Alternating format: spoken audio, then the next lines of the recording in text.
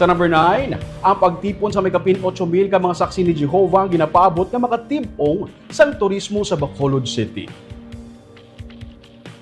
Giniwat sa SMX Convention Center sa Bacolod City pinakadako nga pagtililipon sa mga katapos ang saksi ni Jehovah gikan sa Negros Island Region.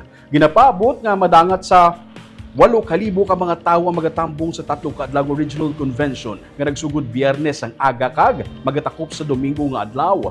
Bangod sa kadamuon sa bisita, ginapaabot nga makabenepisyo man ang turismo sang Bacolod. Gisiling sang spokesperson sang Jehovah's Witnesses nga si Wilson Otayde, madamo sang miyembro nila nga nagbook sa mga hotels kag restaurant sa Bacolod. Ginatanyag sa mga convention ang narisari nga mga video presentation kag speakers nga maghatag sang dugang nga ihibalo sa pulong sang Ginoo. May masobra sa 70 ka mga Kingdom Hall ang Jehovah's Witnesses sa bukos nga NIR. Gikan sa donasyon sa mga miyembro ang budget nga gingastos ang organisasyon para sa among kahiwatan. Ila man ginaagda ang publiko nga magatambong sa among kahiwatan kag bukas man ini sa tanan nga mga palamangkutanon na hanungod sa Biblia. Kabi-kabilaan ang mga problems, kabi-kabilaan ang mga challenges sa buhay.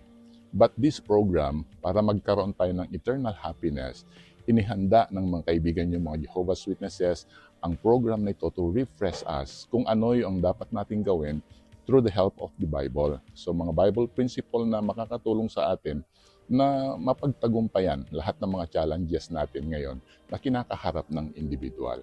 So lahat kayo ay natutuwa po kami na ma-invite sa pagkakataong ito. So is it open for the public, sir? Yes, sir. Open po sa public. Hindi lang for the Jehovah's Witnesses, but we are happy to have the public dito sa Bacolod City and the nearby kung saan maaabot po yung signal po natin.